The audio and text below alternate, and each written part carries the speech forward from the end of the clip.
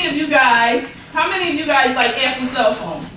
Or the iPod, Anybody owns the iPod?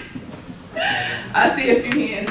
How many of you would like to own a part of Apple? What about owning some of the profits from McDonald's? So, if any of you want to, which you all can, I'm going to share a little bit about how you can own any publicly traded companies. You could have just literally looked online, but you can own a share of Apple for around between $110 and $120, and it changes every day. But you don't have to have $1 million to start owning these companies. So once you guys graduate, start thinking. Once you get your first job, start thinking, what companies can I own? When you put your money in a traditional savings account, you're earning about, on average, 0.06% per year. Guys, 0.06%. Not 1%, but 0.06%. And that's the national average according to the FDIC. The stock market, guys, which is known as equities, the equity market over time, the historical return has been 10%. And then you got to account for inflation because you know as time goes on, the value of your dollar decreases. When you account for inflation, the stock market still has a historic return of 6 to 7%. And this is in a bad market, guys, when you take the average return. So if you guys are young, you guys do not miss out on the opportunity to have your money working for you. What you don't want to do is you don't want to be 50 years old and you literally are worried about how you're going to pay your mortgage and living paycheck to paycheck. And so when you start to invest in a public stock market, you're looking at average of 6%. So when you guys 10 years or 20 years from now, that interest and basically your money is literally just starting to work for you. So you're literally getting passive income because you took the initiative to start saying, hey, why am I going to just buy an iPhone or iPad or whatever when I can own it? So there's nothing wrong with being a consumer, but you want to own. You want to think ownership, guys. When you go to college, a lot of times you'll get huge offers about credit cards, right? So have you ever heard that credit cards, how many people heard that credit cards was bad and they should stay away from credit cards?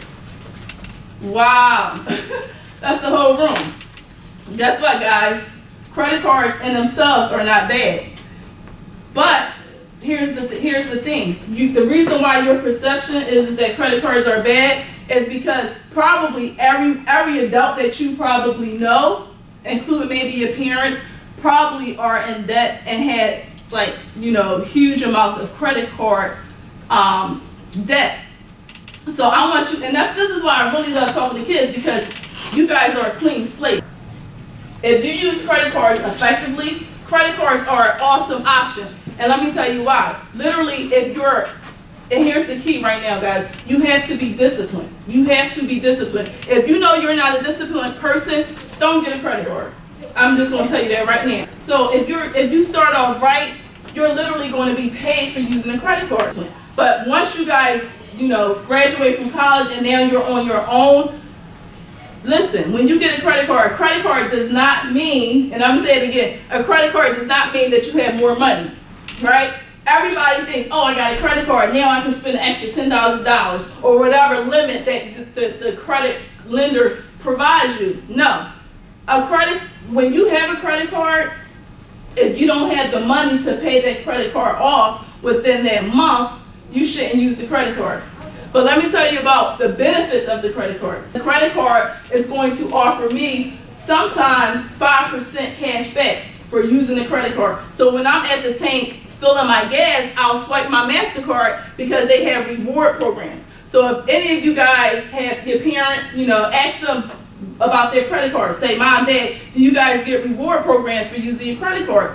You're literally earning free cash. So I'm going to talk about a concept that's super important in finance called time value of money. If you was to win money today, would you want your money now or would you want to wait to get it later? By show of hands, how many people want their money now? Don't be scared. There's no right or wrong answer. You want to join now? You got this. How many people want to wait? So time value of money says that $1 to be received today is worth more than $1 to be received in the future. So you can change that and say how much was it? $6 billion. $1.6 billion received today is worth more than $1.6 to be received in the future. And the reason why is because the $1.6 billion or the $1 or the $5,000 received today can be invested. You can invest it in the public stock market, you can invest it in a CD, you can invest it in a bond, but you can invest it today and earn interest on it.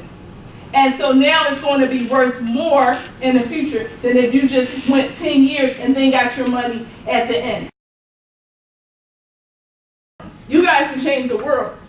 If Nelson Mandela can change the world, you can change the world. And Nelson Mandela said that education is the most powerful weapon by which you can change the world.